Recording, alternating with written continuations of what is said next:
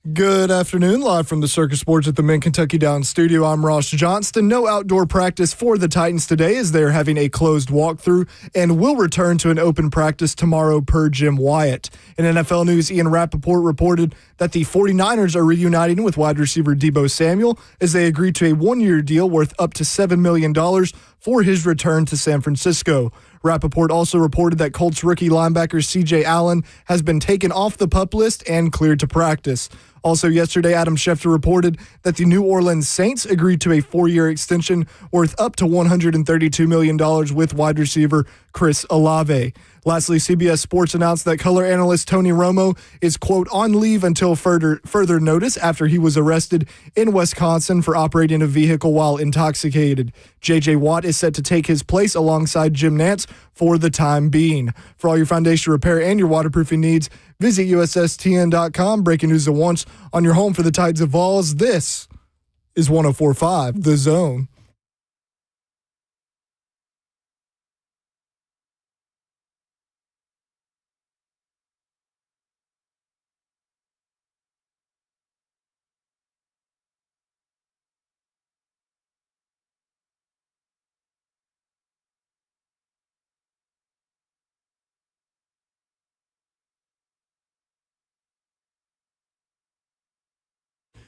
Cover 2 with Blaine Bishop and Zach Lyons here on 104.5 The Zone, powered by All Four Seasons Garage Doors. 615-737-1045 is the number.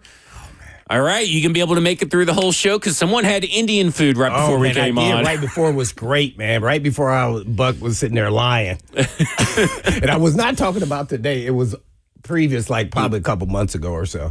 But anyway, that's a whole other story. But I was just having fun with it for the Shane.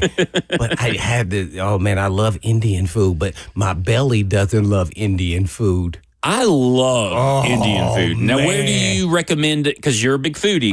So where do you recommend to go for Indian food? I go to it all the time. Oh, it's right there in Cool Springs, right there by Tesla. Okay. Oh, man, biryani, something.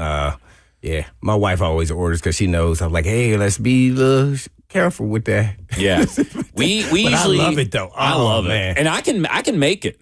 I can make it. We've done chicken tikka masala and stuff like that. That's my favorite right there. Yeah. Well, next time we make some, I'll make sure to bring some in. I love the bread too, man. Oh man! Now Publix has this. Here we're going to go down this food hole here. Mm-hmm.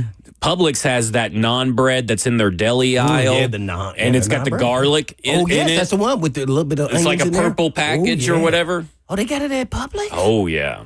Oh, that's the stuff. I think Stonefire makes it, I think, if I'm not mistaken. Notice how we don't hear Ross talking. He don't know Indian food, does he? Look at him. Look, he's just looking at the screen like he's got something on his mind. He's too pale. Things that are important. There's sports that are more important than this Indian conversation. Well, I'll tell you what I'm looking at. The fact that we have no breaks for this first hour, so I'm trying to add some stuff in here for us. So y'all keep talking. Y'all got it. Hey, listen, if it's not in there, we could probably talk all the way to Jordan DeJaney later. I know what. Oh yeah, Jordan DeJaney. He's 120 or 220? Yeah, 120. Around 120. Yeah, look at your screen right in front of you right now. Oh yeah, there's nothing there. Okay. I do want to take a little bit of a detour. I know we'll get to sports. We got all kinds of clips and everything, but I want to take a detour to comic book town. Just real quick. Just indulge me a little bit. Because the Tennessee Titans did a social media post yesterday where they interviewed all these players who are their 3 favorite Spider-Man actors. Oh. And a lot of these guys put Tobey Maguire. And can I just say something? Tobey Maguire's the worst Spider-Man out of the 3. Oh. If you're talking strictly who played both Peter Parker and Spider-Man the best, it's really Andrew Garfield, then Tom Holland, then Tobey Maguire. But I think they got it all wrong. And again, I'm saying that because the new Spider-Man movie is out tonight, and I'm very excited. Were they born then? Huh? Well, I don't know. Because the first one came out in 2002, but I don't know how they know, how they're all this big into Tobey Maguire. Ross was born. Yeah. So I don't know. So this is a good. What is your favorite Spider-Man? Who? No, I ain't good with that. I'm not well versed in it. Oh, okay. Well, okay, yeah. But I think that's where it's just like in sports, everybody was like, well, I didn't see Michael Jordan play. I saw LeBron play. Yeah. Well, I get it. Okay. You didn't see him live. Right. Like, I mean, I think what people equate a good Spider-Man is were the movies good, and like Andrew Garfield was the best Peter Parker in Spider-Man, but his movies weren't as good. Right. Not through no fault of his own, by the way. So for me, that's where I'm at. They were It's all Andrew good, Garfield, but- Tom Holland, then Tobey Maguire. Yeah. I may agree with you. But And I can do the Batmans if I need to do the Batmans as well. oh man. But I think that is the more accurate actor portrayal of Peter Parker / Spider-Man. I watched it yesterday. I was like, first off, I don't know how many of these people really watch Tobey Maguire. Like, I mean, come on. You get so, Come on. so silly. I don't know. This is after they watched that Netflix deal. What was the show? The one I watched? Yeah, Maternal Instinct. Yeah, they watched that. Then they watched the Spider-Man. Yeah, I guess This so. is the best one. I guess so. But that is the best Spider-Man rankings. And of course, there's If you have any debates, give Zach a call. you could try to debate me. I think Tobey Maguire was the worst Peter Parker Spider-Man. Doesn't mean he was a bad one. I just think he's the worst of the three. Well, since we're on it, just real quick, give Yeah. us your top three, or your Batman order. Okay, well that's easy. That's Michael Keaton, and then Robert Pattinson, and then I'm going to. It's tough because I know a lot of people like Christian Bale, but I think Christian Bale's voice for Batman is pretty bad. Oh, But I will put him, if I'm not included the animated series, which would be Kevin Conroy, who would be number one. I would put Christian Bale probably third. Even though Val Kilmer has I'd put Ben Affleck third. okay. All right. There you go. All right, there, in between there you go, man. Yeah. Man, you need to write a comic book. I do. I used to draw. Yeah. I used to draw. Yeah, me too. Yeah. I used to be able to draw pretty well. Some superheroes and stuff. I think we all probably went through that. Yep. Except Ross did. Yeah, he couldn't draw. Here's my hottest Batman take, if you want my hottest Batman take. Uh-huh. Batman Begins does not hold up very well. I think Batman Begins is a bottom tier superhero movie. Me and my wife went back and watched all of them, and we're sitting there watching. I think Katie Holmes sucks in that, and we're watching this, and we're like, man, this is kind of because when you saw great. It was great when you were young. Oh, when it came out in college, I was like, oh, this is the stuff right here. But I think Batman Begins does not hold up very well. Yeah. The Dark Knight does, but it's not the best Batman movie. Mm-hmm. Yeah.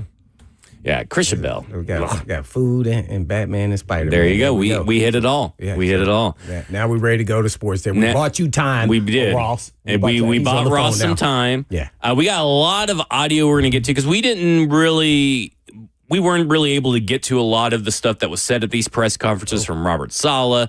We've had a couple of clips from John Franklin Myers, Big Jeff. We got a bunch of stuff that we're going to get to. Then we also got Steve Smith breaking down the Titans wide receiver room. That was pretty good. Ross has pulled out a lot of interesting stuff from that. A lot of this stuff I'll be hearing for the first time. So, and then we also got some Cam Ward When stuff. Steve Smith did this, it was may have been a week or maybe 2 weeks ago, I think. Yeah, because I saw it and I listened to the beginning, then I cut it off accidentally. But yeah. Well, I went to something else just like everything else. Yeah. Like, oh man, dude, I didn't come back to it. I was like, oh man. But I knew he was going to be good, man. He's good with the receivers, man. Evaluations, I think he got a little insight there being a future Hall of Famer. I'm going to give him that. So he also was doing stuff with NFL Films a couple years ago, and he would go around and do different like random jobs. I know. And one funny. was helping coach, and that was with the Giants when Dable was there. So he knows Dable pretty well and how Dable conducts at least the offensive side of the ball. So he had some interesting stuff to he does say. Some little skits too. Sometimes they can get under some people's skin. Some of these got a little sensitive. The one I'm talking about, he's standing there with Cam Ward and talking about, hey man, is this dude any good to play wide receiver? And the wide receiver. Oh, was Cam standing Newton, right DJ behind Moore. him. Yeah. And he was really being serious. Like, hey. he knew the guy was standing right there. And Cam Ward, it was Cam Newton. I'm sorry. Yeah. Asking him why he was. Yeah, that was the. Steve Smith's a little bit of a jerk. I met him when we lived in Charlotte. Oh, yeah. I'm not surprised at all. He's got some, little it to him. Yeah. But that's what made him, what he was. I mean, the guy's not a big guy. He's I appreciate what he was and what he brings to the table. You just got to know who you're dealing with. So don't make fun of you. Right. Right. And he pulls no punches, man. I know. Remember when the ball almost hit him? That's what I said. yeah. Oh, man, this dude is tripping. He said, if that ball would have hit me, somebody would have got hit. He was serious. His whole tone changed. I mean, he's on one. You know what we should do today? I just thought of this. I'm looking at all these audio files on this computer that Ross was so kindly to pull. Oh, okay. The one that says Zach is on crack? Yeah. Oh, that one. Okay. Yeah. I think that Ross should kind of direct the show. I think he should get to pick the audio that we play and listen and we react to. Oh, I don't what do know. you think about that? He's a little busy back there. I can say he's training Crow still. nah. I'll take care of my busy stuff when Jordan's on. But yeah, I don't mind that if y'all want to do that. Yeah. Well, where do you want to take the show today, Ross? Well, you know I love my receiver talk to start. Oh my! Yeah, I'm surprised he ain't pulling like 15 Aaron Rodgers clips right now so we can listen to Aaron Rodgers. Been looking good. look, Aaron Rodgers looking good, man. Oh yeah. Come on now. Look, oh man, they're gonna be pretty good. Hey, I hope we're developed by last game, home game. Yeah. Well, feeling pretty good about that one, right? Ooh, I don't want to get into too much of this though before Jordan comes on because of time. So well, I mean, we got a long segment, right? Where are we taking this to, Ross? Let's just produce the show on air. Yeah, let's figure it out on air. Probably around. Man, you got a lot of people talking about that Batman. Yeah, they're not happy with me in the chat. You know, the problem is that it's because they're all wrong and they know it, but they don't want to admit it. That Christian Bale's never been the best character in his own movie. It was Heath Ledger in The Dark Knight. Like to really call it what it is, it's the Joker has fun across Gotham. Because it's not The Dark Knight, because it's not a movie about Batman. It's a movie really about Heath Ledger's Joker. And then he's not even the best one in the third one. It's Bane.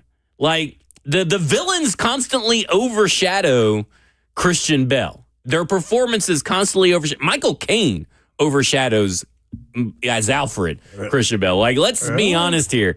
Batman is not does not feel like the main character in these movies, and he's almost just a plot device. Dude, here, man. No way. A plot device? Yeah, he's just a plot device. No, man. What is that? Yeah, he's a plot device. He's basically just there to make sure the people in the audience know what's going on in the movie. Because it's a Batman movie. If he wasn't in there, everybody'd be very confused. He's the main character. What are you talking about? He was not the main character. The Joker was the main character. Because people equate a good Batman, again, like the Spider-Man, to a good movie. Because just because the movie is good does not mean that the Batman was good. Right, no doubt. The reason everybody loves The Dark Knight is because of the direction of Christopher Nolan, like the cinematography, the score, and Heath Ledger. They don't like it because of Maggie Gyllenhaal. They don't like it because of Aaron Eckhart. They don't like it because of Christian Bale. They like it because of them two, Christopher Nolan, Heath Ledger, and Gary Oldman. Right. So the guys in the chat say one thing. You say another thing. Ross never watched it. So I'm going to ask, during the break, I'm going to ask ChatGPT. Oh, no. During the break, who was the best actor in Spider-Man and Batman? And we all know that is the ruler of all things now. That's the ruler of all. Yep, because they're never wrong. See, like looking at it like this is what Stoney said. This is what I'm trying to say. Is Bale is his favorite Batman because Bale's one of his favorite actors. But he's little more than a facilitator in his movies. Like, I don't know. I'm just saying. I think all the AIs are going to say something different. Or do you think they're all going to say the same? I don't know. That would be interesting. Maybe do all the different AIs. But like the first Batman movie with Jack Nicholson and Michael Keaton, they're on equal footing. Michael Keaton is just as important, just as good as Jack Nicholson's Joker. Same can be said about Batman Returns. And then if you go to watch that pitiful Flash movie that just came out a few months or a year or so ago. It's a terrible movie. But Michael Keaton is the best part, and he's not even the Flash. Like he reprised his role, and he's the best part in that movie. Michael Keaton is easily either on the same level or the best part of his Batman movies. Yeah, Michael Keaton, Christian Bale, Robert Pattinson, and Adam West. That's the order. Oh, well, Adam West, could since he is live action. Yeah. So who's your pick? I'm sticking with No, I'm Michael talking about Keaton. Okay. Yeah. Oh yeah. I'm just saying. But they do say the voice of Batman. Yeah, Kevin Conroy. Yeah. He's really the best. Yeah, he's because he also voices the Batman video games too, or used to. Rest in peace. But Mark Hamill, Luke Skywalker voiced the Joker in those cartoons as well, and he's got the best Joker too. But they're animated, so that doesn't really count. We can all agree Jared Leto was the worst Joker of the live action films easily, but the original Batman, that's the movie. That's the movie. All right. When we come back, let's talk to Jordan DeJaney. There's a lot going on in the NFL. We got Tony Romo. We got injuries. We got camp battles. Let's go around the NFL with Jordan DeJaney of CBS Sports when we come back. This is Cover 2 with Blaine Bishop and Zach Lyons here on 104.5 The Zone. Batman.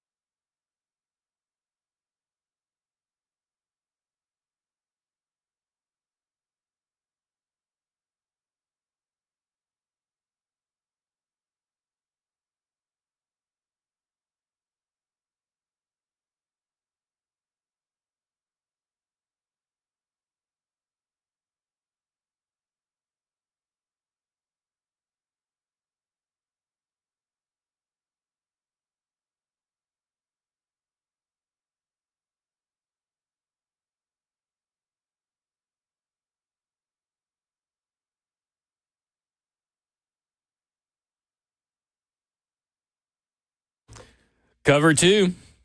Blaine Bishop and Zach Lyons here on 104.5 The Zone, powered by all Four Seasons Garage Doors. 615-737-1045 is the number. Let's go around the NFL with Jordan DeJaney of CBS Sports. And Jordan, you probably heard the conversation that we just had. Rank your Spider-Man and rank your Batman for the live-action movies. Because this stuff matters. What's going on, guys? Hey, listen, the amount of movies that I haven't seen would shock you, okay? Tobey Maguire's the only Spider-Man I've ever seen. The Dark Knight Rises is the only Batman I've ever seen, so I'm pretty useless for those rankings. Wow. But I will say, I went to the movies for the first time in 5 years the other week to go see The Odyssey in 4DX, and I had no idea what 4DX was, but it sounded cool. Do not do it, okay? Biggest mistake ever. Odysseus kicked my butt. I left that theater in concussion protocol, never doing 4DX again. Oh, that's not good because I'm going to watch Spider-Man tonight in 4DX and this will be my first time to go watch it. Do you still have to wear glasses in 4DX? No, it vibrates the chair, right? And then you have speakers in the chair. Is that correct? It moves around. It spits water at you. It spits air at you. Yeah, it's my God. So it's a marketing ploy to get people off their couch. Yeah, and that'll definitely get you off your couch. Let me tell you what. Yeah, it's because I got it in. I think it's 4DX, and I think they're doing something called like Infinity Vision or something for it. I can't remember what it's called.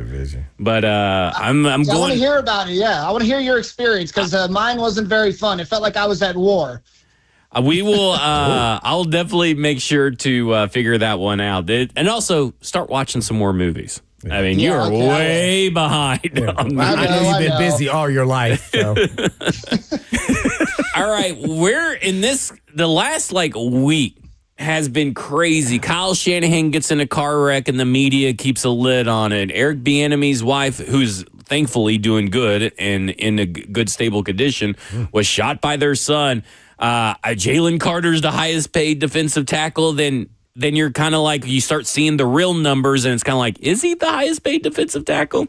You got training camp going on. Where should you start? Should you start with the craziness that kind of stemmed from the Kyle Shanahan situation?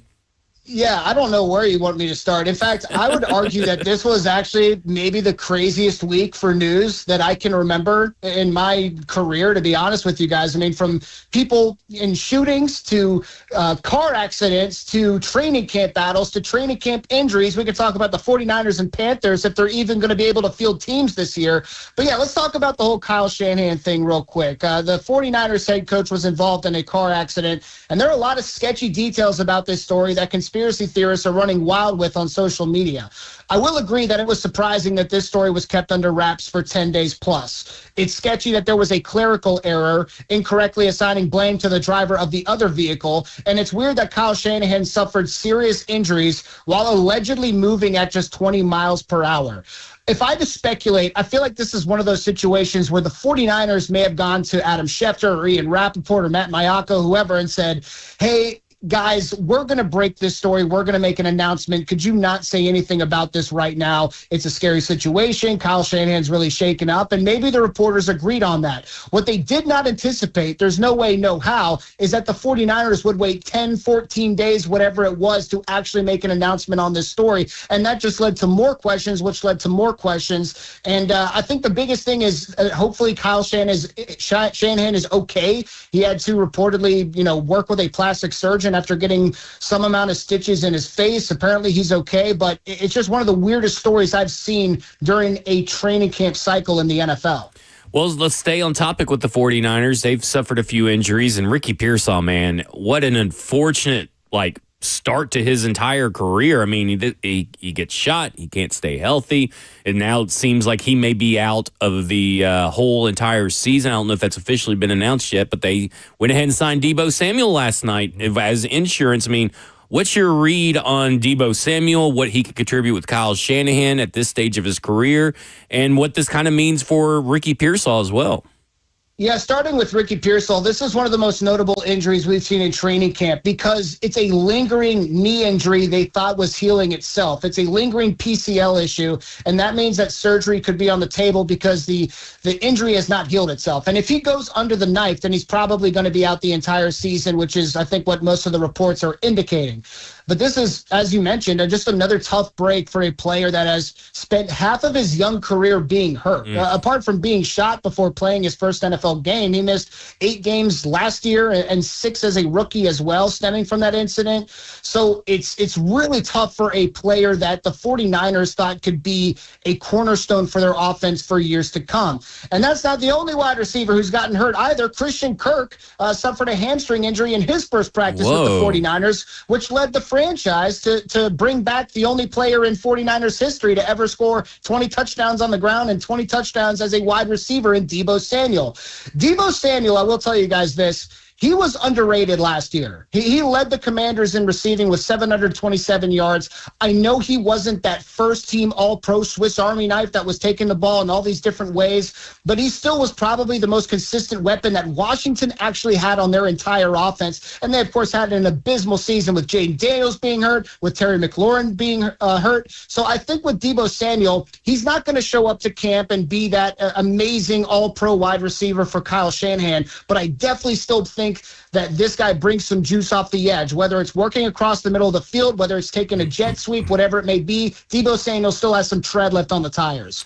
And speaking of just injury news, the Panthers, I mean, they are basically the walking dead right now as it comes to players being available for their team. Apparently, Bryce Young is lighting up camp, so there's one shining beacon of hope right there is that Bryce Young looks like having one of the best camps that some of the people that have been covering the team for a while have ever seen.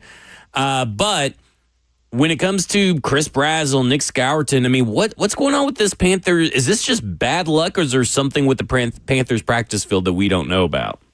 Yeah, I would argue that the Panthers and their injuries has been more notable than even the 49ers right now, just because some of the players that went down. We all know the rookie wide receiver, Chris Brazzell out of Tennessee. At first, we thought he would miss around 8 weeks with an LCL injury, but apparently he's actually going to undergo surgery, which is going to knock him out for the entirety of his rookie season. That's a brutal blow, but according to doctors, it's the correct course of action. The other guy that I really want to talk about is Nick Scourton, the pass rusher that people were really excited about. To the point of, if you ask Panthers fans about guys on this new look defense that they were really excited about, Nick Scourton would be one of those first guys they would list off to you. Not only because he actually tied for the team lead in sacks last year as a rookie while going rather unheralded with his action, but I would also point out that he's rushing the passer opposite of Jalen Phillips, and those are the only pass rushers that Carolina really has. That room is incredibly thin. I think they need to go make another addition. Maybe someone like a Jadeveon Clowney would be interested in returning to Charlotte.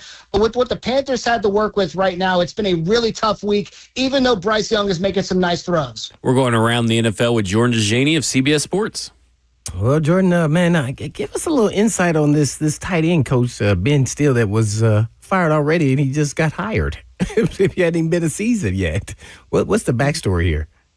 Yeah, so this stems from an arrest earlier this year, I believe. The Athletic reported that it was a violation of team policy, but if you looked at the Virginia court records, they show that Steele was arrested on suspicion of driving while intoxicated on June 7th, but he also faces additional charges for refusing a blood or breath test and obstructing or resisting an officer without force. So I was with you, I think this was Monday morning when I saw this news come down. I said, wow, firing a tight ends coach right before training camp, what could have happened here? And then he started doing some digging around and saw that he actually broke the law. So the Commanders are going to have to adjust course there. Ben Steele was set to enter his first year with the Commanders.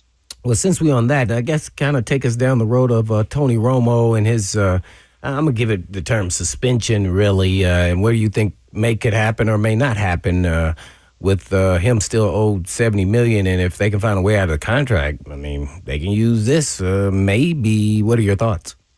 Listen, I would love to speculate on this with you, but me being with CBS Sports, I probably don't want to do that. I did think it was notable that he was placed on leave and that CBS has already found his replacement, basically, with J.J. Watt, with work starting up for them September 13th. That's a little over a month. I will agree with you that is definitely notable. And what I will point out, too, is that I think people are really going to like J.J. Watt. I think he's going to do a fantastic job. That is a dude who's made an impression on our company rather quickly. He's been studying for an opportunity like this, and unfortunately, this opportunity has popped up. So I would mention that I think J.J. Watt is going to do a great job for us. Now, I saw that you did an article on, ranking like the, best quarterback rooms over the entire NFL. But I want you to rank the AFC South quarterback rooms and kind of take me through. I know it's on the cuff, but what you think of the quarterbacks in AFC South. Yeah, for sure. I think at number one, I'm going to have to go with Trevor Lawrence because he was an MVP finalist this past season. That's a guy who's been kind of cracking top 10 lists right now. You can understand why. Is he the perfect quarterback? Absolutely not, but I really do like Trevor Lawrence. At number two, that's where things get interesting because I think you either have to go with a Daniel Jones who looked like one of the best quarterbacks in the NFL for half the season last year, or you're going to have to talk about C.J. Stroud, who has regressed mightily over the past couple of seasons. I think I'm just going to lean right now a bit towards Daniel Jones because what he accomplished with this new team, with his wide receiving core, with Jonathan Taylor through the first half of last year was pretty wild. I know that, Blaine, you were very adamant that they were going to be a top 5 team, and they definitely looked like they were on that track. So I'll put Daniel Jones up there. He earned an extension from the Indianapolis Colts. C.J. Stroud, of course, has not earned his contract extension from the Houston Texans, and he's going to be under quite the spotlight entering the season. I've told Zach that I actually believe Stroud can bounce back. I think he has everything around him and some familiarity, not only with this offensive line, but with the offensive coordinator, too, and the scheme, that the table is set for him to basically prove if he's a legitimate quarterback or not. And finally, last but certainly not least, has to be Cam Ward. I think that Cam Ward is one of the more fascinating storylines this entire season, whether you're a Titans fan or not, because this is a number 1 overall pick that has a great opportunity to show a franchise that he is a legitimate franchise quarterback. Can he be efficient enough? Can he hit all of the gimmies? Can he run a system? Because we all know that Cam Ward has this elite talent when it comes to going off script and making things happen downfield. I want to see some of the other stuff when it comes to running a system with Brian Dable. So maybe we get to this point next year and Cam Ward's not number 4 on my list because he certainly has that kind of star potential. And on that note, you just made me think about this. Should the Titans judge their team by the wins and losses, or more so Cam Ward's development? See, that's a really good question because if you were asking my opinion, I would absolutely say Cam Ward's development. That's the first thing I want to talk about with this upcoming season. Is this franchise finally on the right track with Robert Saleh, Brian Dable, and Cam Ward, a legitimate franchise quarterback who can run a system? That would be my first thought when it comes to the Tennessee Titans as a whole. But if you're asking me who would be the owner or the general manager of the Tennessee Titans, what I want to see is definitely some more wins on the field compared to just the development of my quarterback. Hopefully those things go hand in hand, but what I'm saying is that I believe there's an avenue for the Titans to go 6-11 and still feel comfortable about the quarterback moving forward. All right, one last question on quarterbacks. Baker Mayfield, is he a franchise quarterback? Yes, Baker Mayfield is a franchise quarterback, in my opinion. I think he's a borderline top 10 quarterback. And if you're a borderline top 10 quarterback, when that new contract rolls around, you should expect $50 million. That's the going rate now. There are now 12 quarterbacks that make at least $51 million per year. And I would put Baker Mayfield in that category. He ranks top 3 in the NFL in passing yards and passing touchdowns since joining the Buccaneers. And I don't want people to forget that he looked like a legit MVP candidate for the half of the season last year before injuries really took their toll. Do you guys remember when he dropped 380 yards, 2 touchdowns, and 38 points on the Seahawks' head in Seattle? That defense that ended up winning the Super Bowl?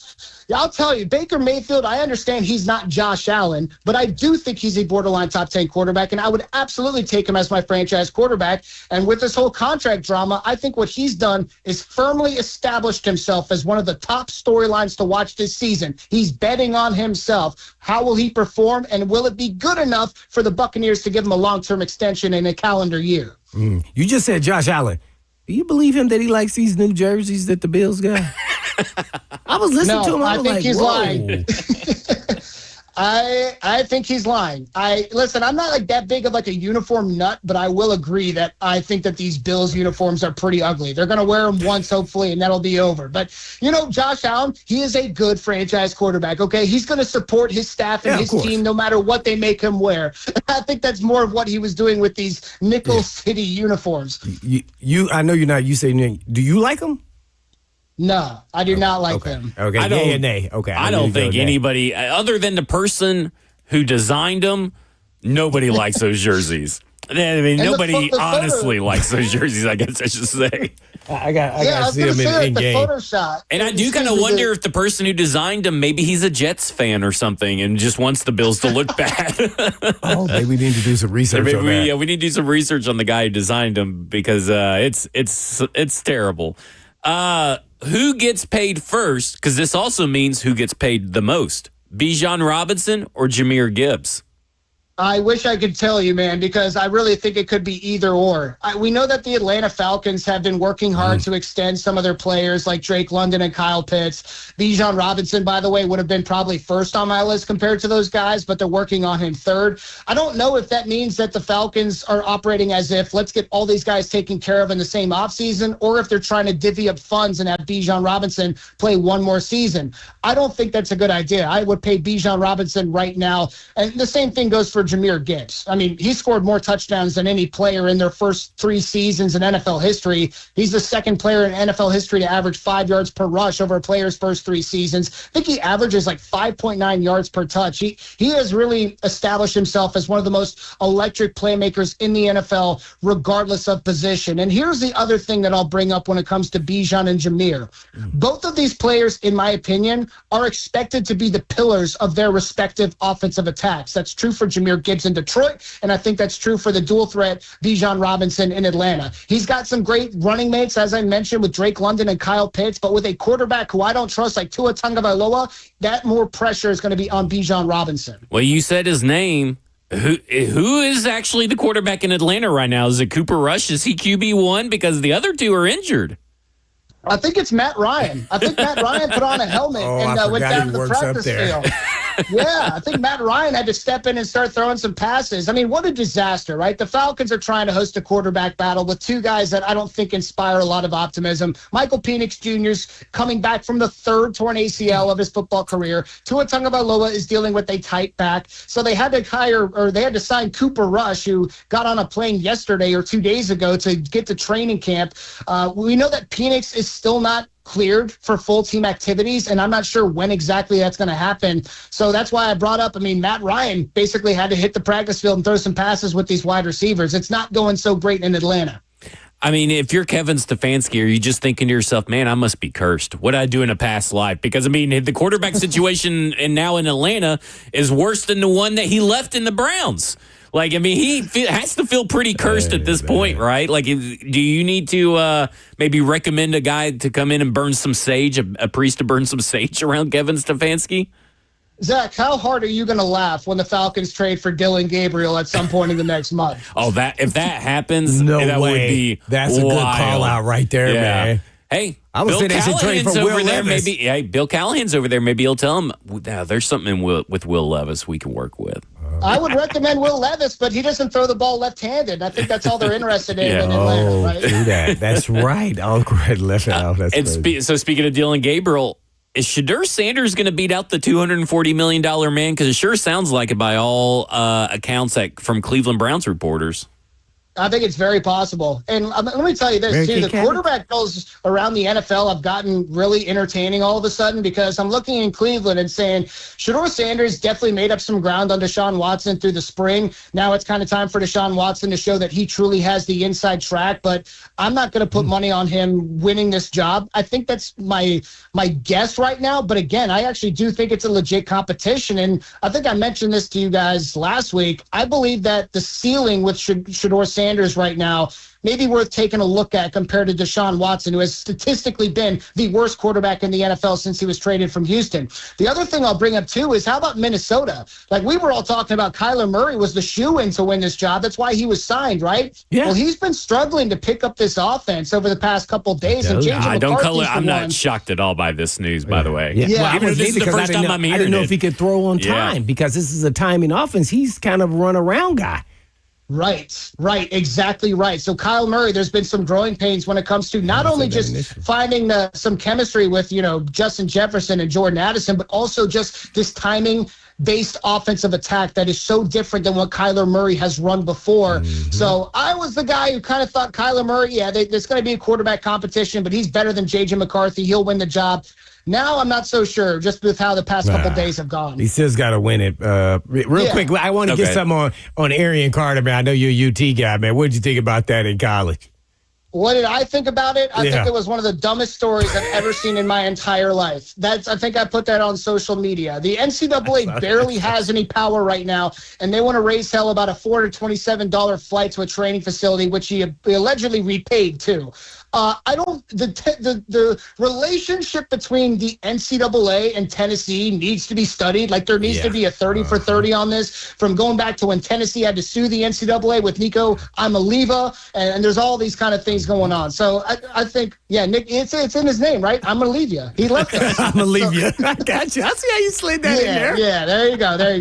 Yeah, I thought it was ridiculous. It actually got me upset. And there's not a lot of news around the league and college football that get me upset, but I was pretty upset over that. Oh, if it would have happened to an Alabama player, though, it would have been okay, right?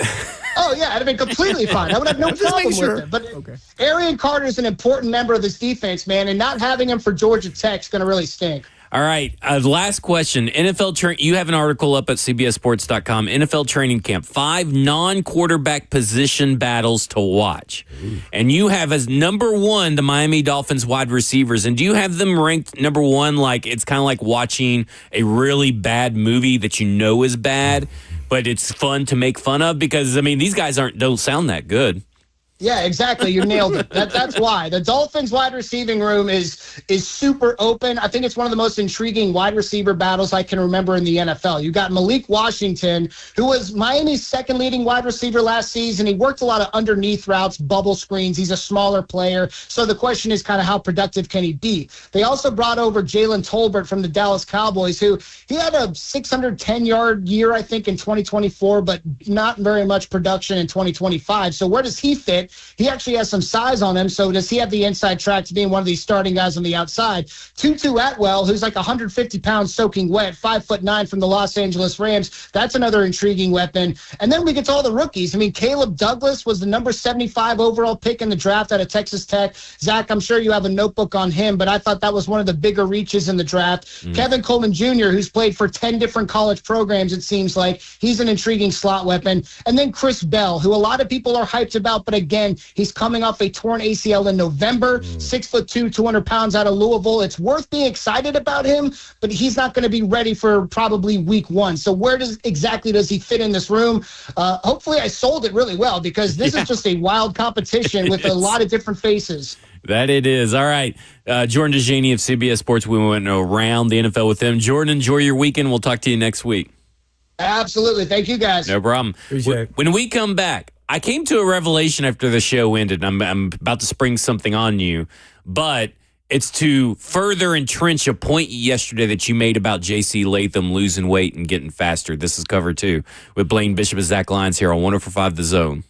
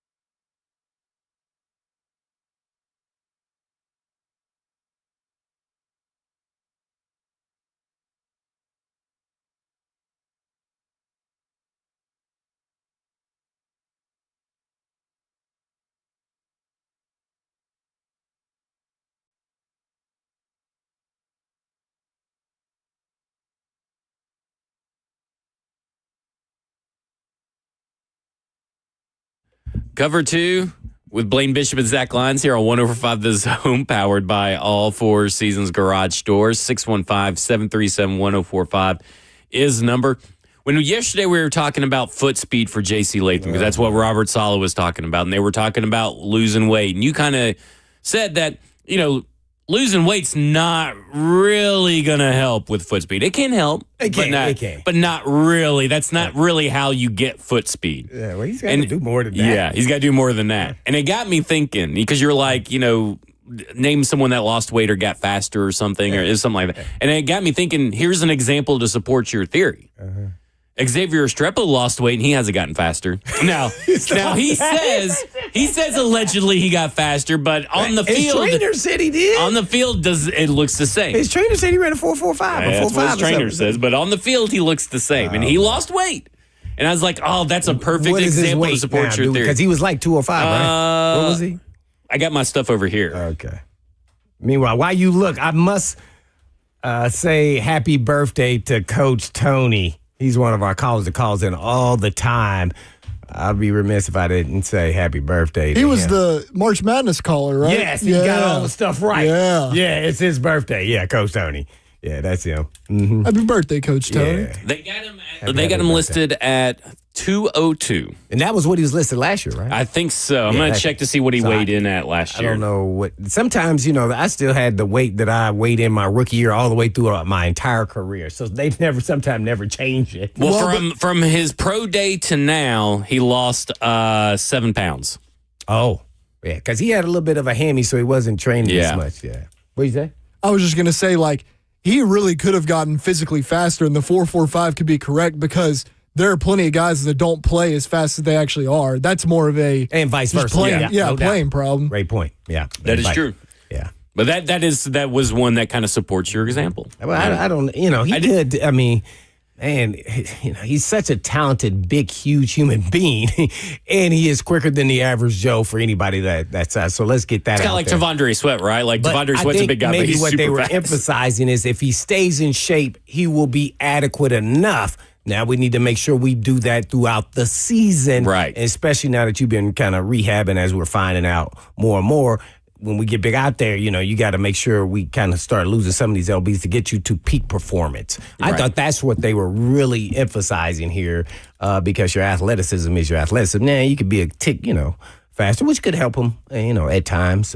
So, yeah, he's just, he's such a big human being, and, man, he is super gifted. So that's why he's expected, a lot out of a first-round pick. I mean, that's why he went that high. He's super talented. So I'm wishing the best. I expect him to be really good. To be honest, I really thought going into last season, I thought he was going to be phenomenal. He showed it throughout huge the whole bright time. spot. Yeah, and then once he got nicked up with that hip, I think it was the Falcons game in preseason.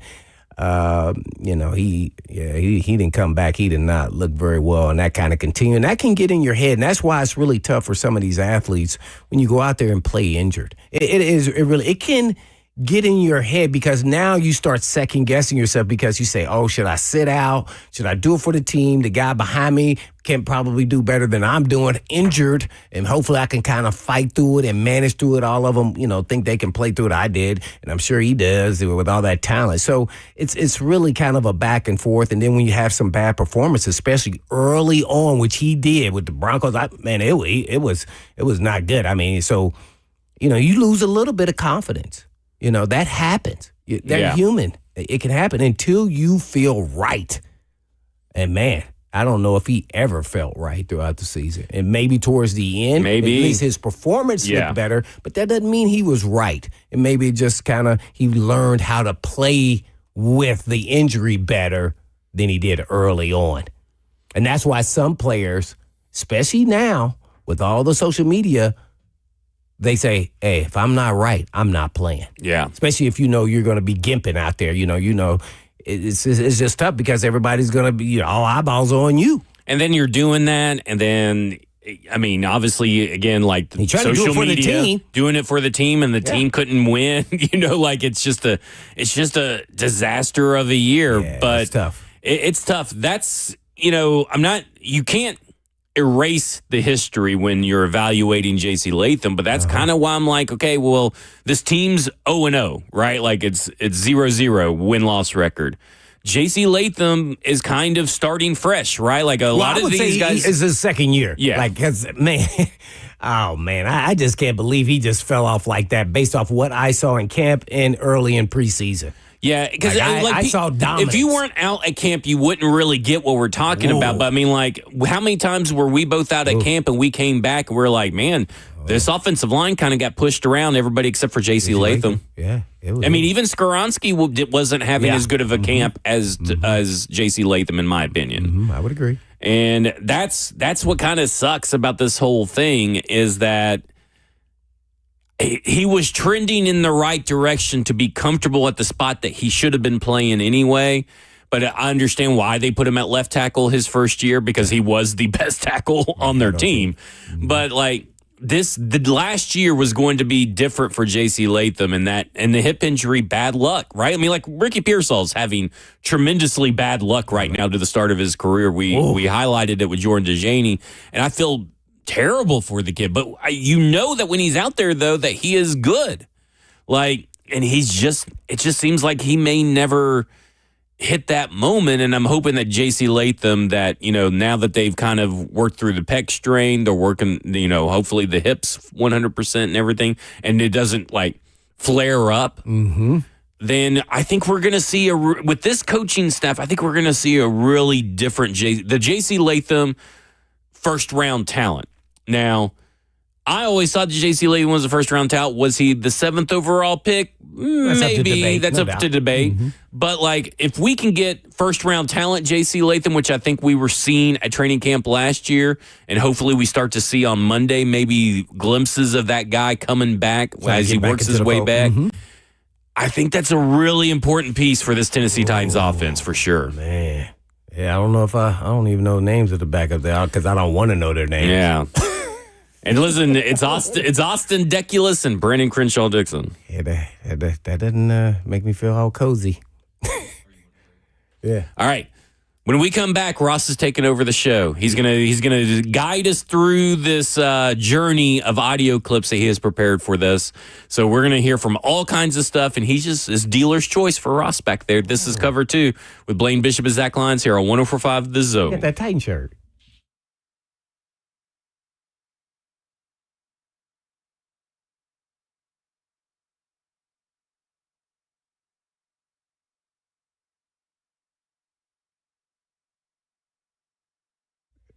Legendary coach Lou Holtz once said, before people spend money, they ask you 3 questions.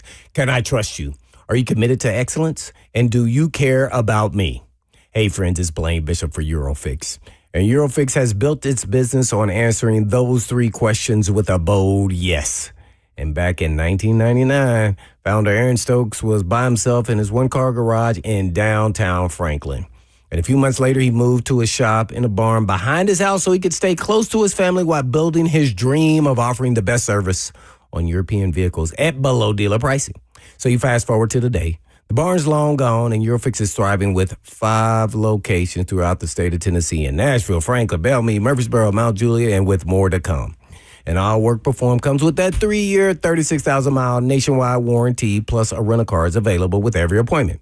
So go ahead and ask yourself, can you trust us? Do we care? And are we committed to excellence? And I think you'll say yes when you see how Eurofix treats you and your vehicle. And all you have to do is just give them a call at 844-EUROFIX. That's right, 844-EUROFIX, or you can check them out online at myEurofix.com. That's myEurofix.com.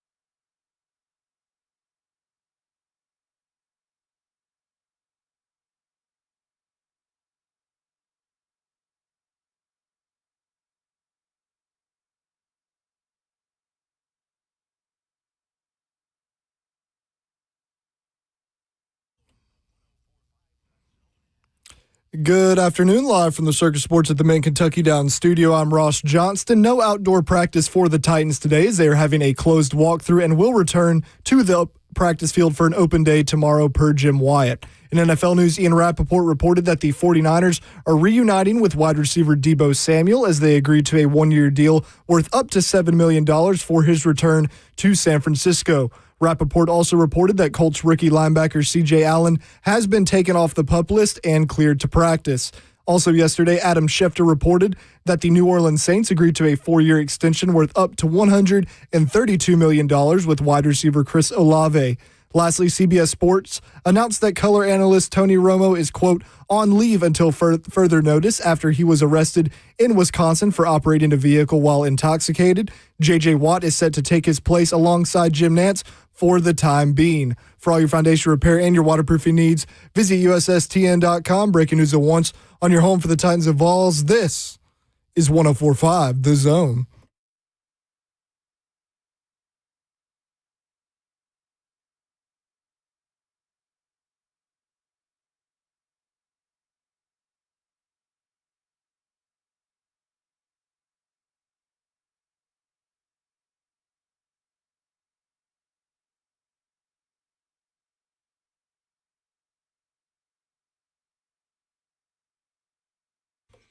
Cover 2 with Blaine Bishop and Zach Lyons here on 104.5 The Zone, powered by All Four Seasons Garage Doors. 615-737-1045 is the number.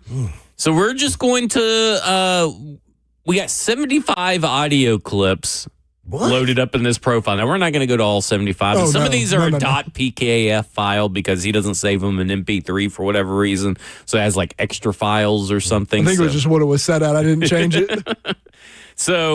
But we got all these audio files.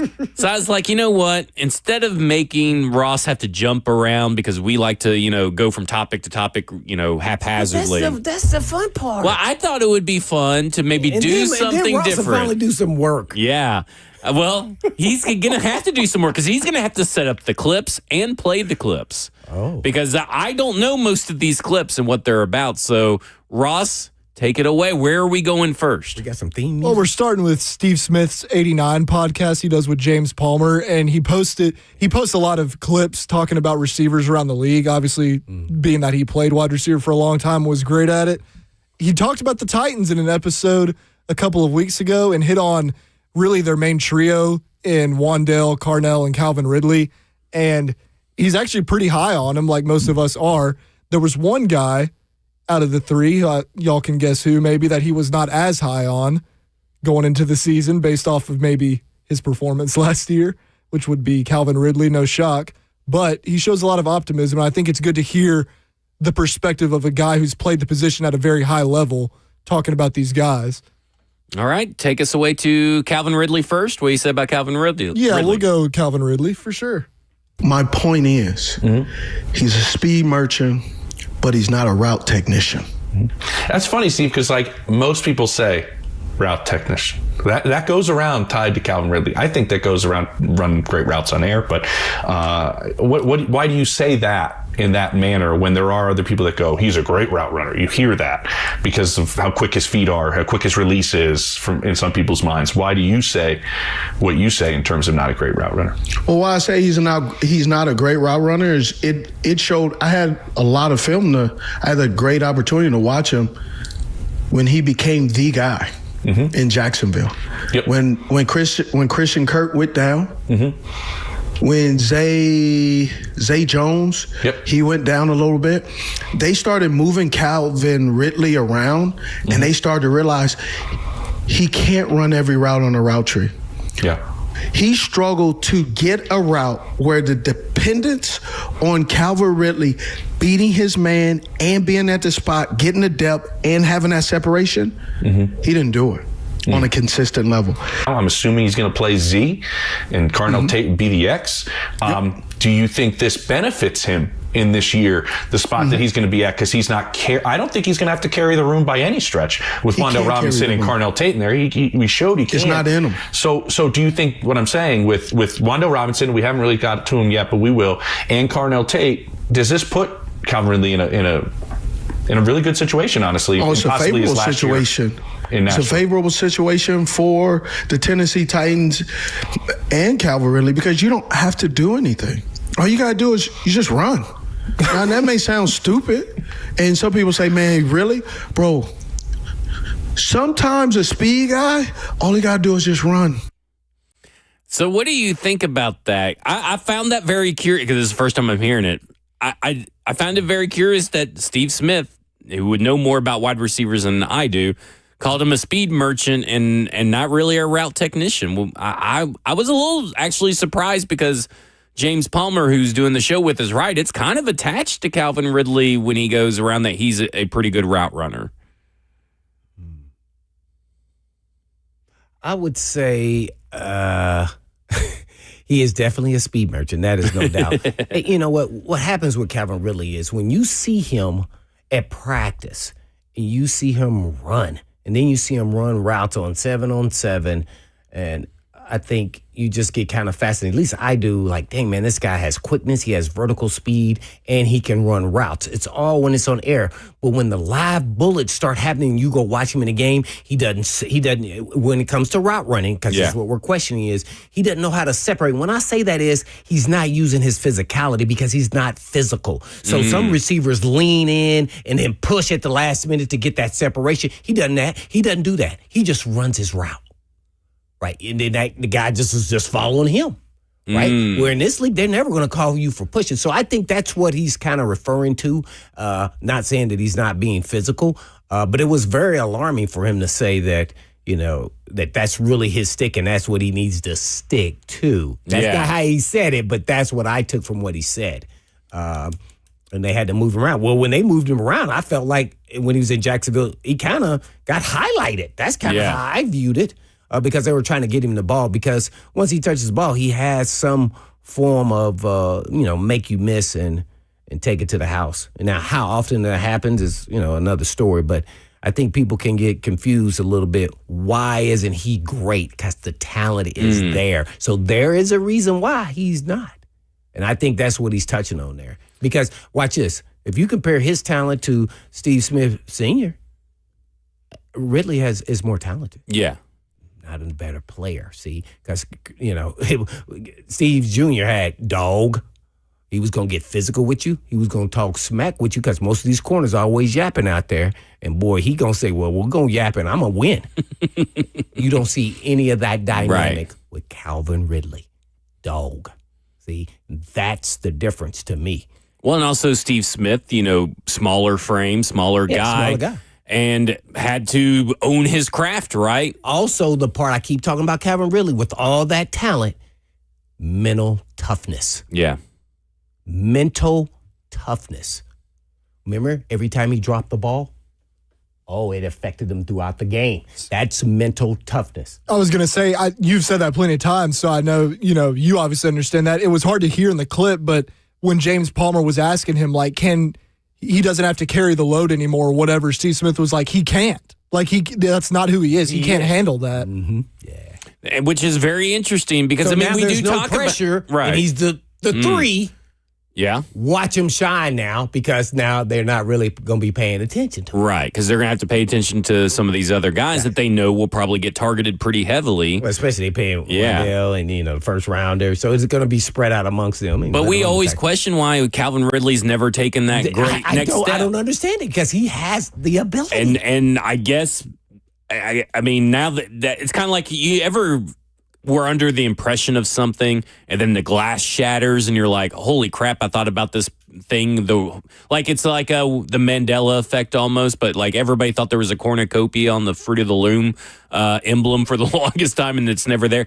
When I hear Steve Smith and now you guys talk about it, I'm just like, all this now makes sense, right? Like all the pieces of the puzzle now make sense of why Calvin Ridley has never taken it to the next level. It's really not just the mental toughness, right? Like you were talking about. It's also the difference between practice Calvin Ridley running his routes and game Calvin Ridley running his routes. Remember when they kept missing each other in practice?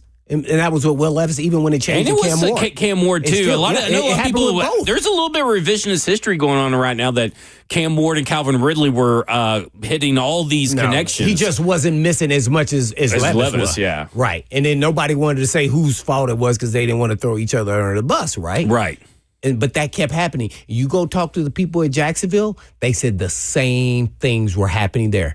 One thing's consistent, Calvin Ridley. He was at both places. And you talk about it's him. It's him. And you talk about the mental toughness. Remember, I don't remember if it's Calvin Ridley or Brian Callahan talking about, it's hot outside because he couldn't finish practice or something. Remember that clip? I don't remember. I don't remember if that was from 2024 or the 2025 season, but there was a clip of Callahan talking about the heat.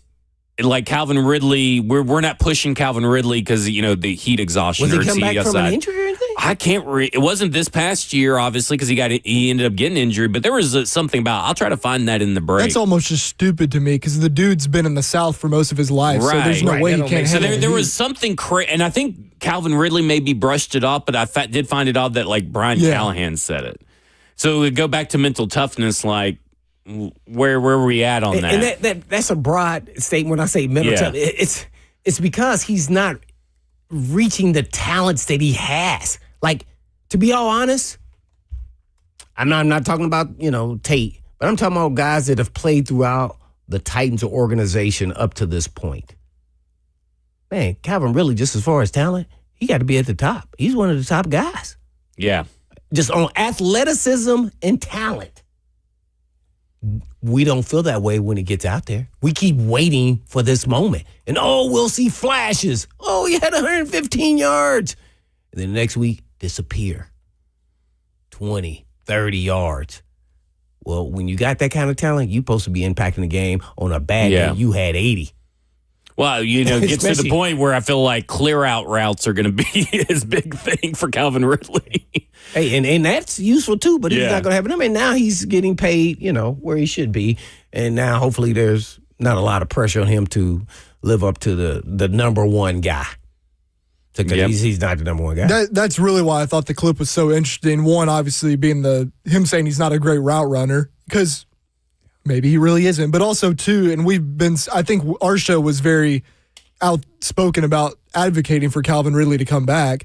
But the fact of him not having that pressure on him this year and being maybe even for the first time ever a wide receiver 3, which could be the best thing for him. Yeah, and then he could be a 1 on occasion, based off of stats after the game. But it's like when you I get people look at his pay and they're like, maybe he's overpaid for that. He did take a pay cut. But also, if I were to tell you in 2024 when we got Calvin Ridley that 2 years after that, he'd be our wide receiver 3, you'd take that 10 times out of 10. Yeah. Even not knowing the situation. Yeah. What did he pay cut? He's making like $12 million? Yeah, $12 million. Oh, so that's not yeah. It's all right. So what's next? Wan'Dale Robinson. And Steve Smith knows him pretty well because he spent some time with the Giants a couple years ago and was with Wan'Dale a little bit. So he talks about his impact, and he's very high on Wan'Dale. He uses a term that I don't know many people have used about Wan'Dale as a free agent.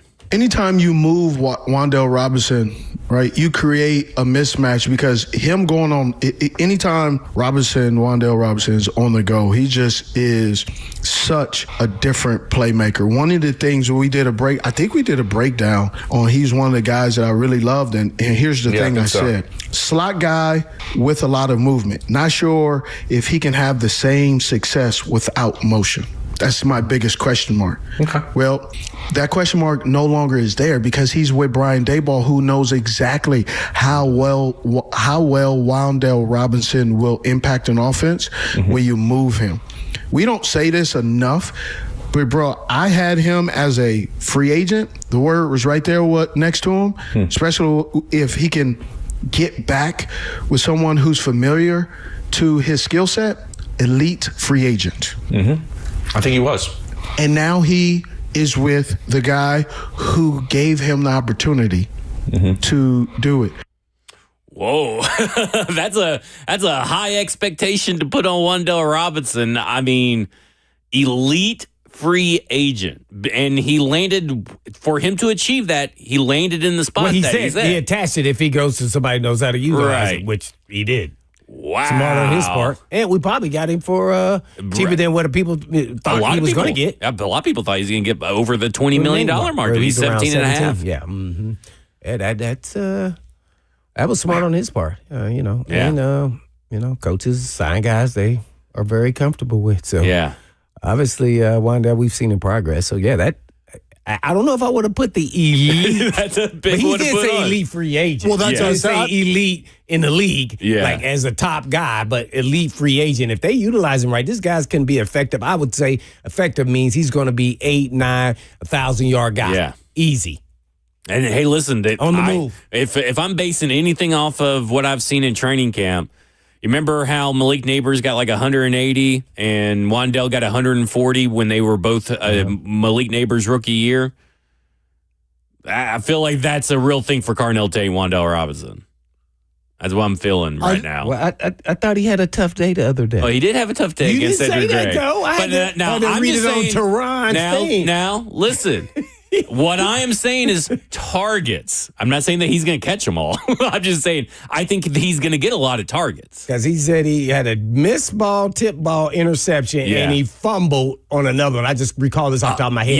Yeah, well, I don't think it would have counted as a fumble because I don't think he didn't. That one was right in front of me.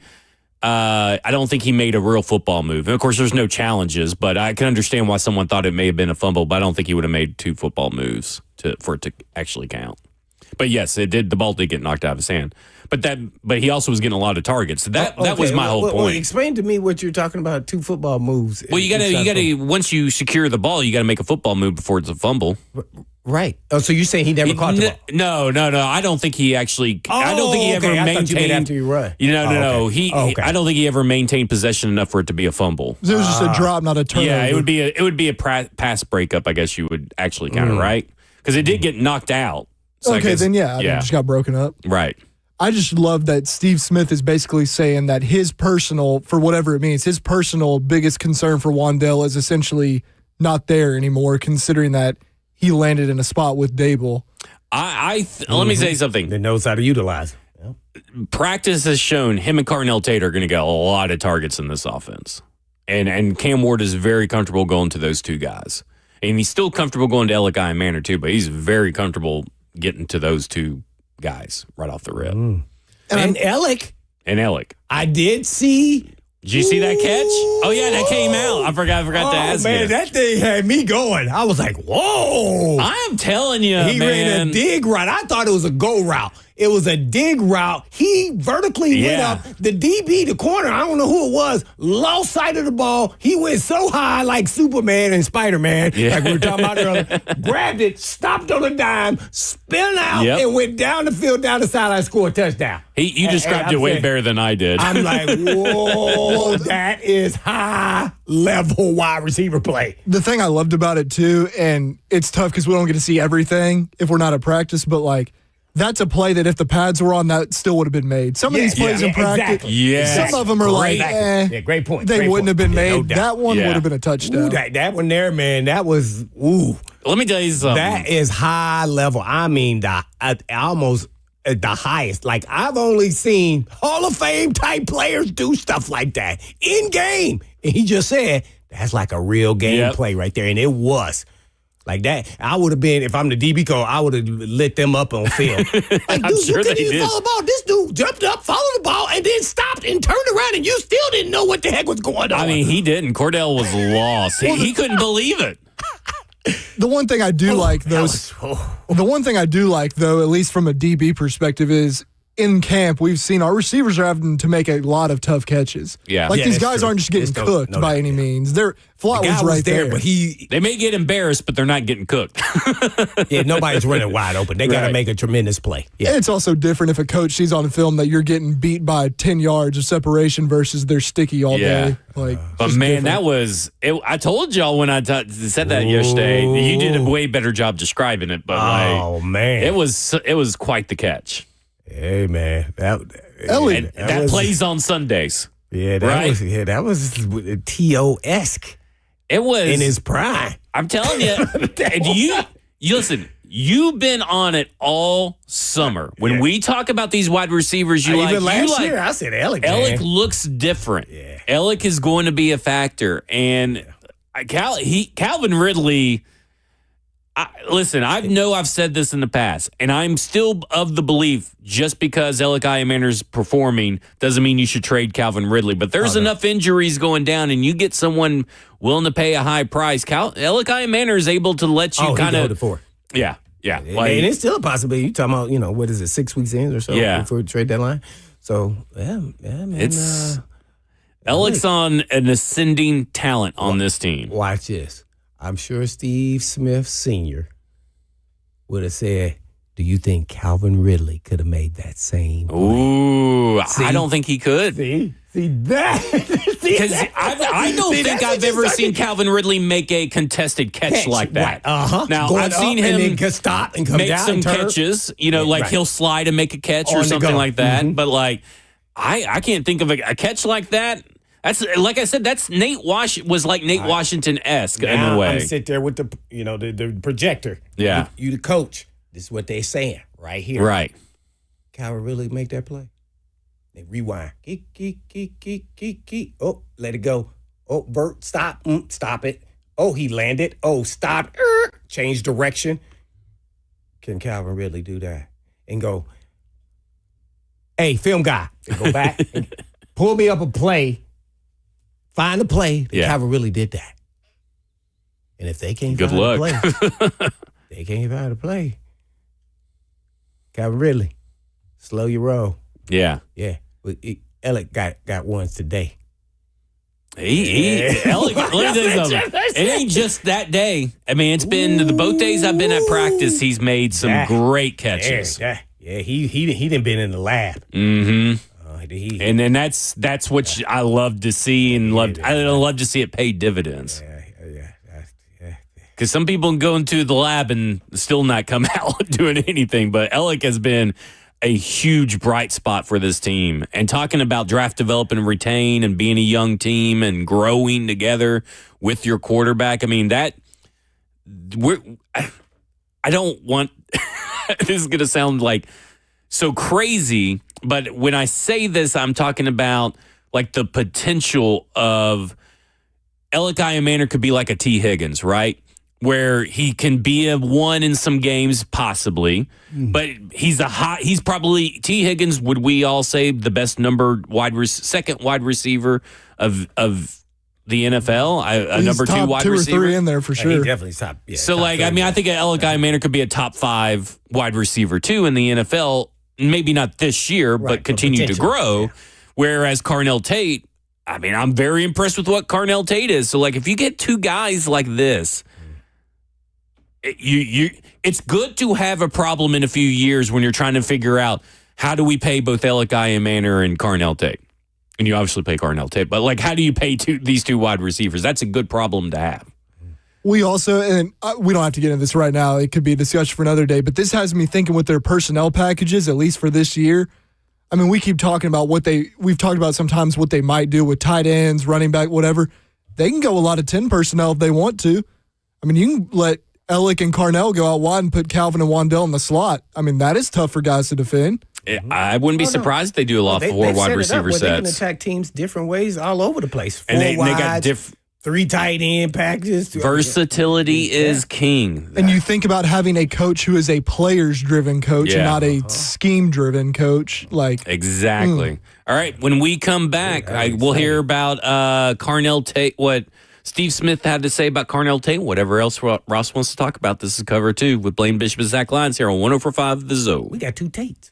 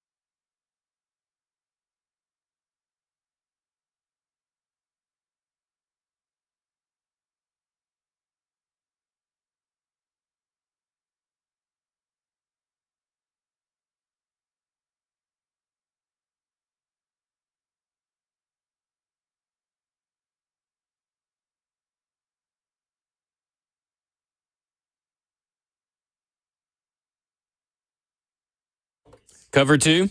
Blaine Bishop and Zach Lyons here on 105 The Zone, powered by all Four Seasons Garage Doors. 615-737-1045 is the number. Not only is Ross the DJ for the music that we listen to on the show, he's the DJ today of the topics that we're talking about. We just had a great discussion on Calvin Ridley and Wan'Dale Robinson, and that just leaves one other wide receiver that Steve Smith talked about. So set the clip up, Ross. Well, real quick, Okay. because it's one of those moments where we have good discussion in the break that I think needs to make it on the air to a degree. The competition with Calvin and Elliott, because I think it is going to become a real thing if it isn't already. Mm-hmm.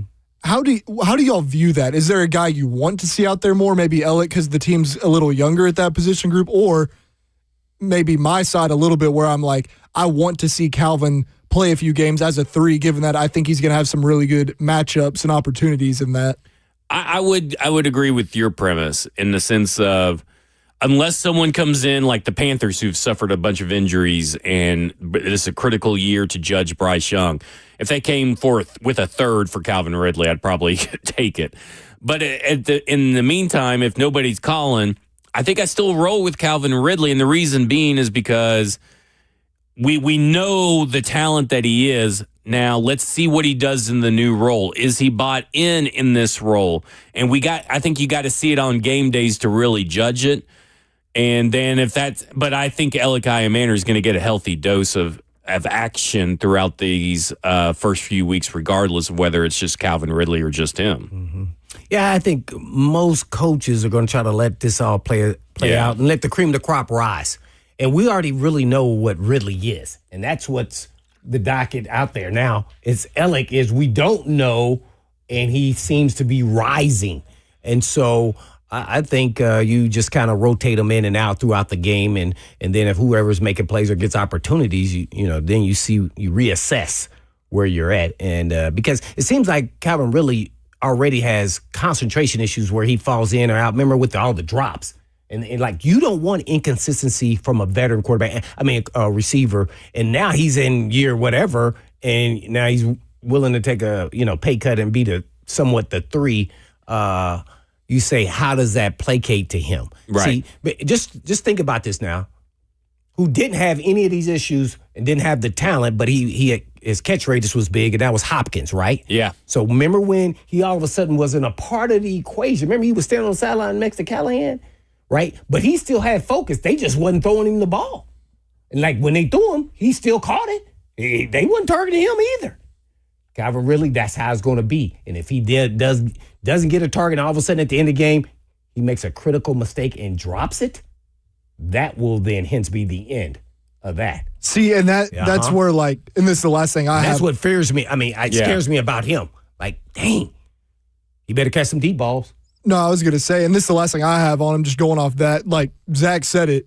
I think we all think Carnell and Wan'Dale are going to get plenty of targets. So how do you keep Calvin Ridley involved? And Callahan tried to do it early in the season last year, but it's like he's throwing him screens and stuff. That's not who Calvin Ridley is. Right. He needs to be running up the field. Yeah. So how do you get him the targets that he needs for him to mentally stay in it? That is the one thing that concerns me. I don't know how they find that. Yeah, I don't think that he's shown us that he doesn't. He doesn't have that. That's the concern. Yeah. I'd agree. Yeah. That's what's, man, it's just so disheartening because he is so gifted. Oh my gosh. Yeah, man. I mean, it's something. Like, I mean, you're right, because he's so gifted and he's never really he gets his 1,000 yards, right? Like, I mean, he gets them, but it also is like sometimes it's just barely over 1,000. Right. You know what I'm saying? Like, but he should easy with his speed and quickness. He should be easy like 1,300 type. Yeah, dude, man, easy, man. Easy. And where people are game planning that, hey, man, we got to get this guy. We got to contain him. Right. Nobody thought that going into games. No. I mean, they played the most basic coverage against the Tennessee Titans pretty much last year. They knew they could rush with 4, right? So that means that it's a little bit harder on the wide receivers with all those, extra bodies and coverage that can be on you. And he's just not that guy. Like, I mean, he's not that guy that necessitates. I mean, he was the guy on this team maybe that necessitates a bracketed coverage or double team or whatever you want to call it. But he's really not that guy among the NFL, right? Like he's not really that guy. Carnell Tate may be able to be that guy, though. Yeah, that was definitely situationally dependent. So we can get to the quote on Carnell now. And there's actually an interesting thing at the start of it, too, from James Palmer, who said he talked to some people in the Titans building, and Dable had something really positive to say about Carnell already. But just fair warning, there is a little bit of music behind this clip. So for those listening. Carnell Tate, taken 4th overall, is going to be, in my opinion, already the focal point. I talked to some people there, and this, to me, was the best thing I got out of the prep for this episode. Brian Dable believes this is the smartest rookie he's ever been around. That stands out a lot, especially when you're going to lean on Carnell Tate the way they're going to have to lean on Carnell Tate. What he does already, you got to remember, let me make sure I get this right. 0 holding calls, more than 600 blocking snaps. Mm-hmm. He's going to get his face mask dirty. He knows that his involvement in the offense is not just on the receiving. He has to be a all-around wide receiver. He's a young, veteran-minded rookie wide receiver. I like that. Okay, now that didn't say smartest rookie wide receiver, Smartest right? rookie. The smartest rookie Brian Dable's ever been around. That includes Josh Allen, right? That includes some notable rookies. Smartest rookie he's ever been around. Oh, was he just talking about wide receivers, though? No, he didn't. We don't know. James, maybe I can get some background work. I think I know someone that knows James Palmer. Maybe I can get some clarity on that. At least in the quote, he didn't say wide receiver. The quote, he didn't even allude that it was just the smartest wide receiver. He said smartest rookie. That's smartest rookie wide receiver. Really? Smartest rookie. Oh, my. Jeez. Woof. And then I didn't know about the 600 run blocking snaps and 0 holds. I mean, to each their own in that category. But that matters, right? That matters when you're on the field that you can block and then you can run. Well, you saw all that at Ohio State. That's why I wasn't real concerned when they took him in that high. But, yeah, he's a team player, and I think that's what he was trying to convey. This guy's not just a talent. He's a smart guy, knows how to get open, but he also is a blocker. He can go block. He had to go block. And I remember watching this clip, not this actual clip, but this is when we were going through in the draft process. Yeah. He said some things that were very similar about blocking, and I was really surprised when he said, this guy's a really good blocker, when they were talking about it. And I think when he did his analysis of the wide receivers, I think he had Tate 1 or number 2 when he was doing for the draft period. And that was one of the things that stood out. He said, hey, man, this dude's a great blocker too, man. But he also said he runs routes like he's already a polished veteran in this league. So he will not be behind. No. And that's what convinced me when you go watch him run routes that he's pretty good. He's already NFL ready. Now, does he need to improve? Obviously, yes. Now he's got to go out here and do it. But he's already ahead of the curve is what I would say. Yeah. And I think everybody that has lined up against Carnell Tate, whether it's Alontae Taylor or Cordell Flott, has said the same, exactly what you just laid out. Yeah, they're living it, right? Yeah. And they're saying it the same exact thing. Route. But yeah, he's not fast. He's just like he's efficient and slippery, I feel like. Like, it's kind of crazy. There you go. Well, I mean, like, he's not like John Ross fast, you know what I'm saying? But, like, he's all of a sudden down the field. Like, I mean, it's just I said during the draft process, and Ross said it earlier, but we wasn't talking about Tate. Some guys play with game speed fast, and some guys run good 40 fast times. Yeah, no, what I'm saying is that he doesn't. But you're only saying that because he only ran a 4.5. No, I'm saying it out practice is right now. It's but like, it doesn't matter. You go watch the Ohio State.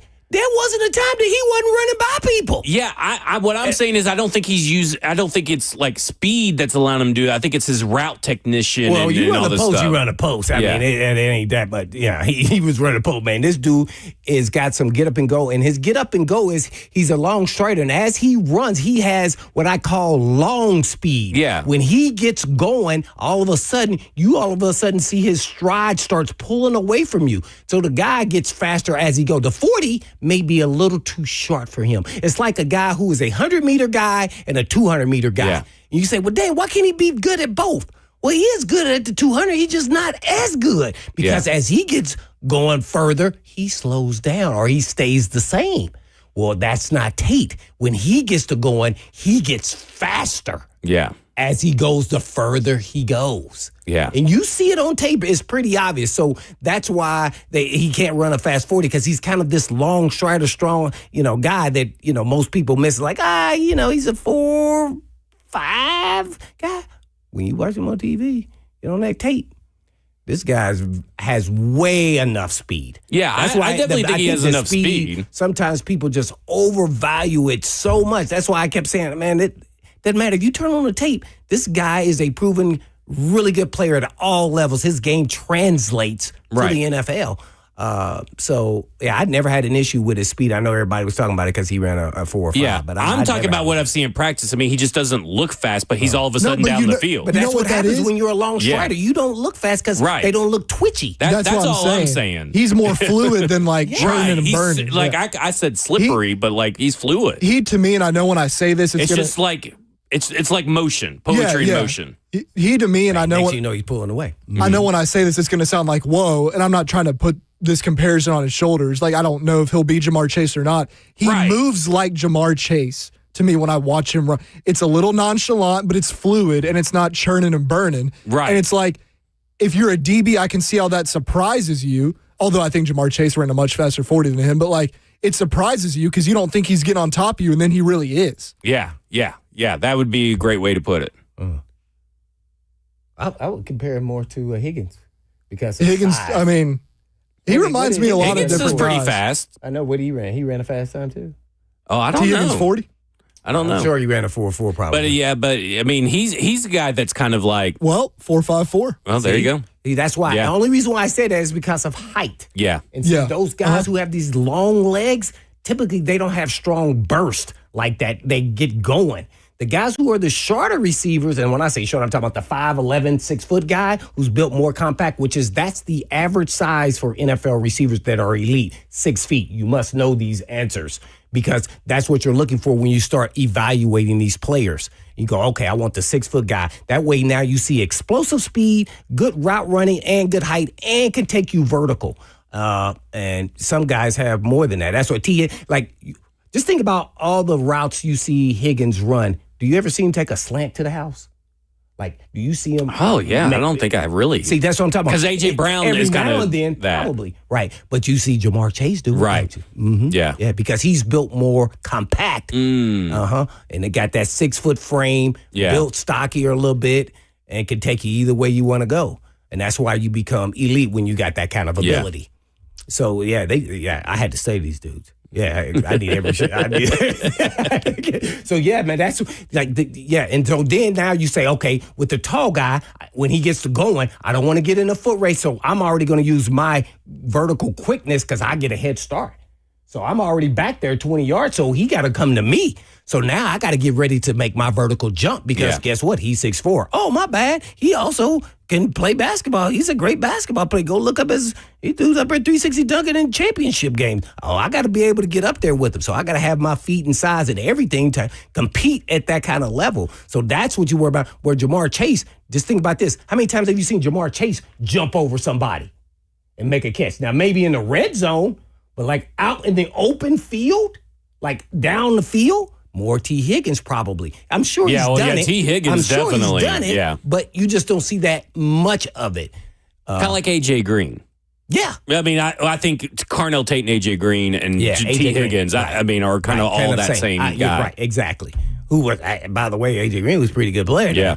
Injuries only his big issue from like being elite of the elite. Yeah. He was really elite, except he's kept running routes on rocks out there in Cincinnati and messed up his feet. Yeah. All right, when we come back. What happened, but it was for the practice. That's what happens. When we come back, we're going to talk about what Steve Smith had to say about Brian Daboll's play calls and how he helps a young quarterback as well. This is Cover 2 with Blaine Bishop and Zach Lyons here on 104.5 The Zone.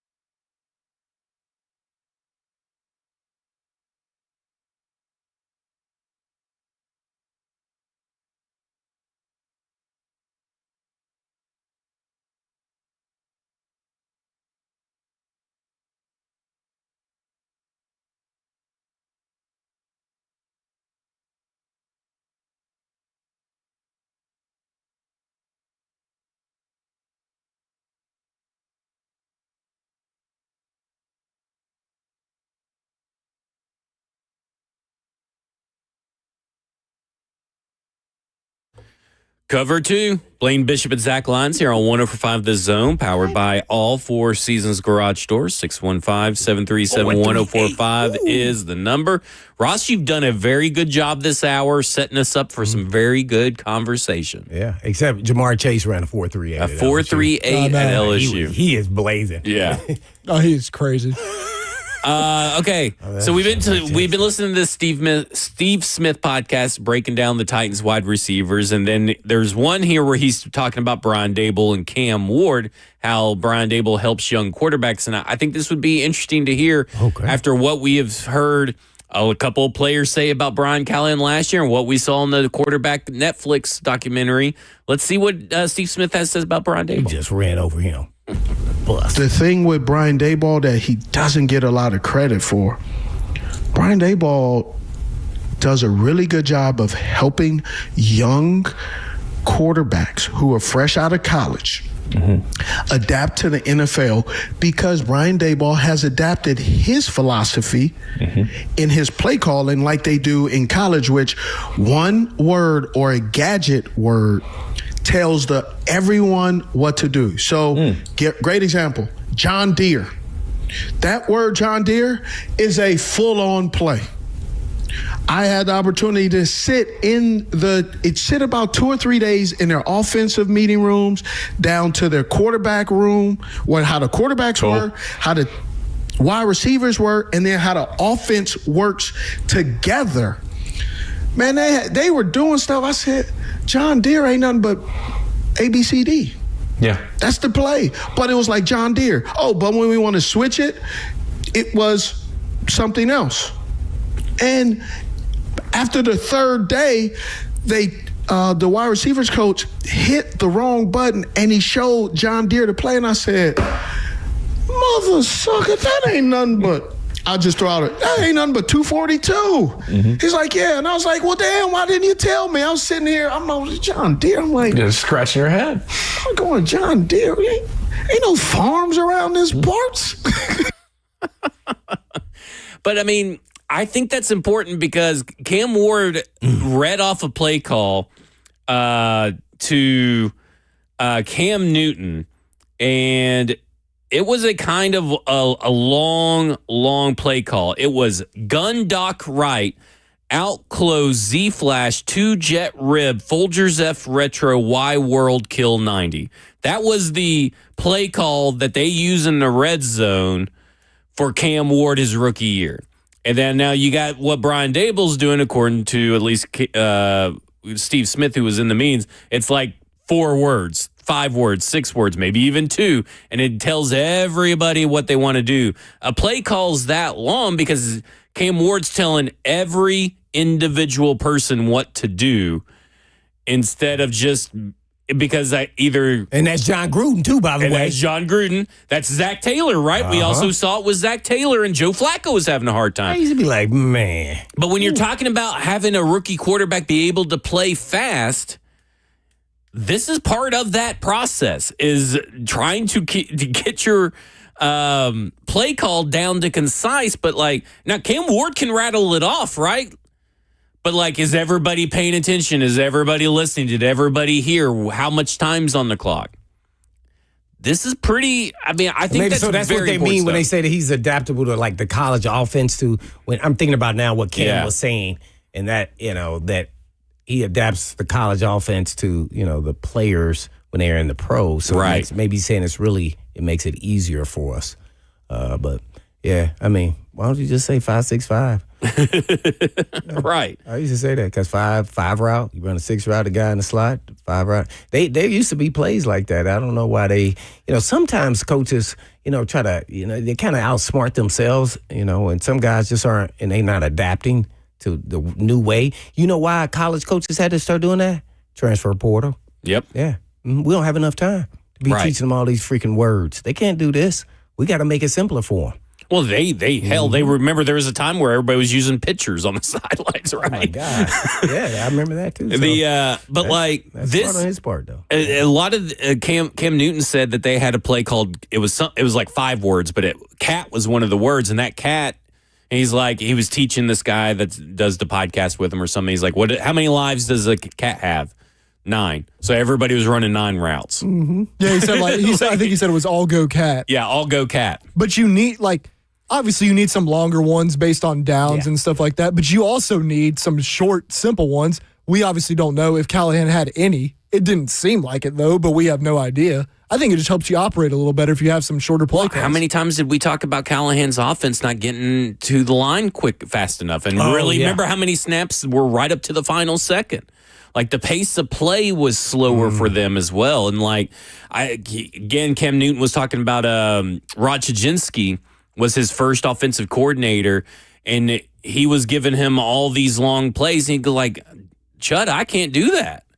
Like, I can't do these plays. You're going to have to shorten them up. This is way too long for me to be able to, as a rookie, to execute what I'm trying to do and to get everybody lined up. Because then you got protection at the line and all that kind of stuff. Like, I mean, I don't know. I know that Cam Ward was able to recite them, but was he able to execute them? And was everybody else paying attention that long? Yeah, on the same. And it seemed like yesterday when I heard Brian Dable them talk, it felt like they were using the kind of verbiage that Steve Smith was outlining. So it was very interesting. I thought that was very interesting. Good job, Ross. Oh, thank you. You guys make it easy for me. That was mid. Do better next time. Hey, it was all Good right. cop, bad cop. It was all right. Some good, some bad. Yeah, a little good, a little bad. Just a little mid. Good with the bad. Didn't Cam say he was mid after winning on He's all right. He's all right. He's all right. Hey, we ain't ass anymore. Hey, though. we ain't asked anymore. There you go. All right. Games. 3HL's up next has been Cover 2 with Blaine Bishop and Zach Lyons here on 104.5 The Zone. And in the meantime, And in between time. peace.